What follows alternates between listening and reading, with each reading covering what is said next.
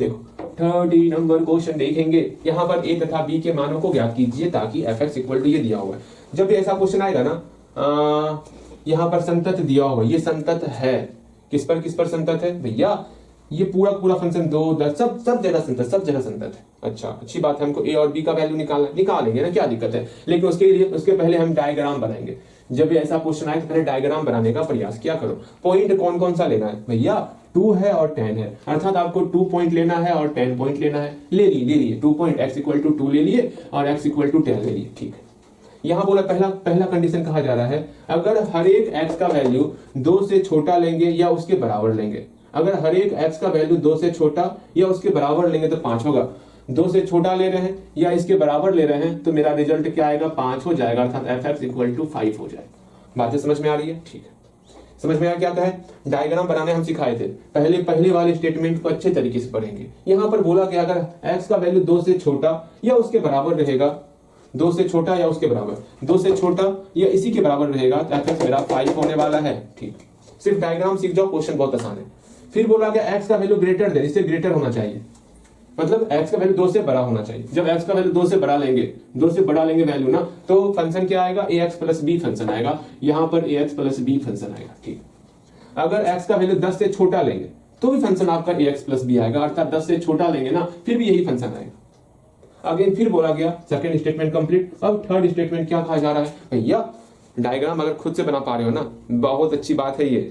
ठीक है, बहुत अच्छी बात है। अगर डायग्राम खुद से बना रहे हो तो बनाओगे ताकि इसके लिए क्या करोगे आप, सोचोगे आप भैया आसान वाला हमको दे देते, आप बनाओ तो बन गया। यहाँ देखो क्या करना होगा, ऊपर दिख रहा है ना, बिल्कुल दिख रहा होगा, लेकिन थोड़ा कम दिख रहा है जी ना, कोई बात नहीं।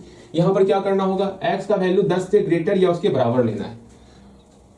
x का वैल्यू 10 से ग्रेटर या इसके बराबर लेंगे, इस कंडीशन में फंक्शन मेरा 21 हो जाएगा। ये सब fx का वैल्यू ऊपर पे, सारा fx का वैल्यू ये समझ के चलना। अब हमको बनाना है, फलन मेरा सब जगह कंटिन्यूअस है।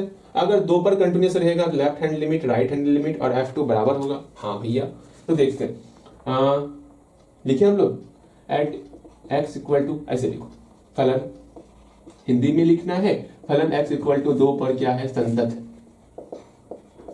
है। x इक्वल टू 2 पर संतत है ना। हाँ, इससे क्या हो गया, इससे मेरा लेफ्ट हैंड लिमिट 2 पर के लिए लेफ्ट हैंड लिमिट ये बराबर हो जाएगा राइट हैंड लिमिट का, बराबर हो जाएगा f(a) का, अर्थात f2 का बराबर, f2 के बराबर हो जाएगा। आगे फॉर्मूला खुद से पुट करोगे। भैया कौन सा फॉर्मूला पुट करें, आप कोई सा फॉर्मूला पुट करो, क्योंकि यहाँ सब जगह आपका यहाँ कांस्टेंट फंक्शन है, यहाँ पॉलिनोमियल फंक्शन है। कांस्टेंट फंक्शन को हम लोग पॉलिनोमियल फंक्शन भी कह सकते हैं। भैया कैसी बातें कर रहे हैं, ये कैसे हो गया हम बताए, बहुपद पढ़ाए हुए आपको। तो यहाँ पर आप x वाला फॉर्मूला प्रयोग करोगे, आसानी से बनेगा, आराम से बनो। यहाँ 5 है, यहाँ ax प्लस b है। हम लोग सिर्फ फंक्शन को देखते हैं, नीचे वाले लोग सिर्फ ऊपर में जो फंक्शन लिखा हुआ है ना, सिर्फ ऊपर वाले फंक्शन को देखेंगे, सिर्फ ऊपर वाले फंक्शन को देखेंगे। तो यहाँ पर हम लोग सिंपल सा आपको लेफ्ट हैंड लिमिट का फॉर्मूला, राइट हैंड लिमिट का फॉर्मूला और f2 इसका वैल्यू आपको लिखना है। जल्दी लिखोगे, आपका समय स्टार्ट होता है अब, जल्दी से। भैया बन गया, बिल्कुल आपको यही करना था। देखो यहाँ पर क्या करना होगा, यहाँ पर सिंपल सा लेफ्ट हैंड लिमिट निकालने के लिए हम लोग लेफ्ट साइड के फंक्शन में fx में क्या करेंगे, x का वैल्यू हम लोग पुट करने वाले हैं 2 पे चेक करेंगे, 2 पुट करेंगे, हो गया। क्योंकि फंक्शन हम लोग 2 के बाएं तरफ का ले रहे थे ना, यहाँ पे माइनस लग गया, इक्वल टू फिर से फंक्शन में जो है x का वैल्यू 2 ही पुट करना है, लेकिन फंक्शन किधर का लेना है, 2 के जस्ट दाएं साइड ना, तो प्लस के साइड, इक्वल टू f2। 2 पर कौन सा फंक्शन है भैया, 2 पर मेरा यही फंक्शन 5 है, अर्थात रिजल्ट मेरा 5 हो गया। वाह, आनंदित, भरपूर आनंदित हुए हम। देखो यहाँ पे नेक्स्ट बनाओगे कैसे, fx क्या है भैया, लेफ्ट साइड फंक्शन क्या है, लेफ्ट साइड फंक्शन 5 है, तो यहाँ पर लिमिट x टेंड्स टू 2 और यहाँ पर 5 हो गया। भैया माइनस कहाँ चले गया, अरे माइनस का सिर्फ यही काम था, फंक्शन हमको लेफ्ट साइड का लेना है, फंक्शन हम 5 ले चुके, equal to limit x tends to 2, function क्या लेना है, दाएं तरफ का ax प्लस b फंक्शन लिए। वाह भैया जी, अगेन इक्वल टू 5, यहाँ पर 2 टर्म एक साथ आ जाएगा। यहाँ पर x का वैल्यू 2 पुट करो। भैया x है ही नहीं तो क्या करना है हमको, x है ही नहीं तो पुट ही नहीं करना है ना, नहीं पुट करेंगे। मैं यहाँ पर सिंपल सा 5 का 5 आ जाएगा, यहाँ पर x का वैल्यू 2 पुट करेंगे तो 2a प्लस b हो गया, इक्वल टू 5। यहाँ 5 बराबर, अर्थात किसी 2 को बराबर कर लेंगे, तो नाउ 2a प्लस b मेरा 5 के बराबर हो गया। ठीक है, बस काम कंप्लीट। यहां से मेरा इक्वेशन फर्स्ट निकला। उम्मीद करते हैं ये सारा टर्म आप खुद से किए होंगे, मजाक नहीं, इतना सिखाएं। ठीक है, यहाँ पर ये फंक्शन हो गया, इसको मिटा के ये फंक्शन लिख दे क्या, यहां तक पहले पहुंचना क्या, पहुंच ही गए होंगे।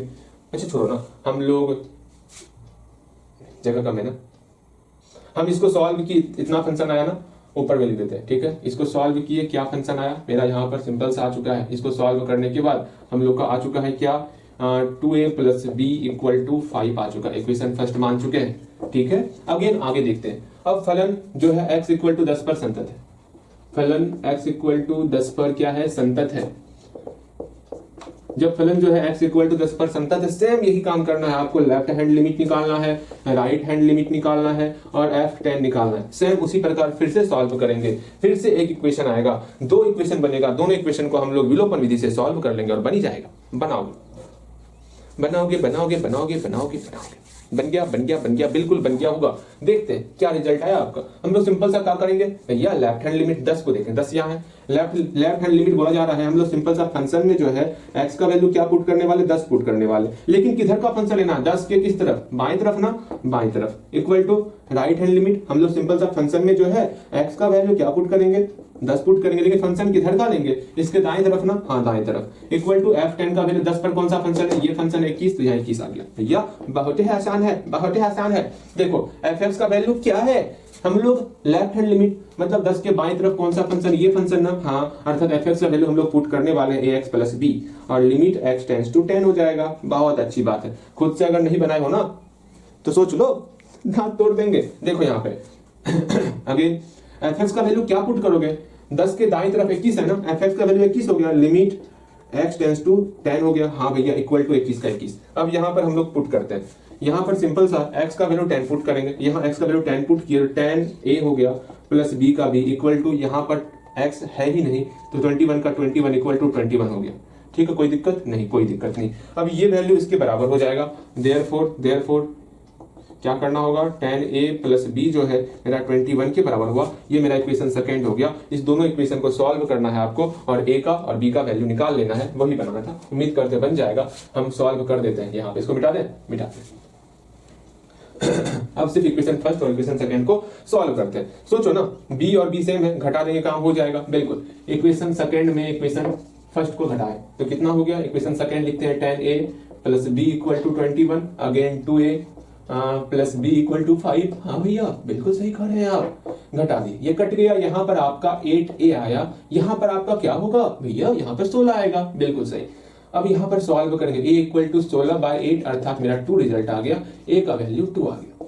a का वैल्यू 2 आ गया ना, बिल्कुल। अब किसी एक इक्वेशन में पुट करके हम लोग b का वैल्यू निकाल लेंगे। हम इक्वेशन फर्स्ट में जो है, इक्वेशन फर्स्ट में a इक्वल टू 2 रखने पर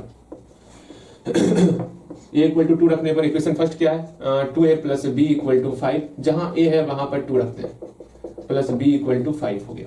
again 4 plus b equal to 5, यहां से b का वैल्यू मेरा 1 निकल गया। बस काम हो गया। इतना सा छोटा छोटा काम करना होता है और क्या।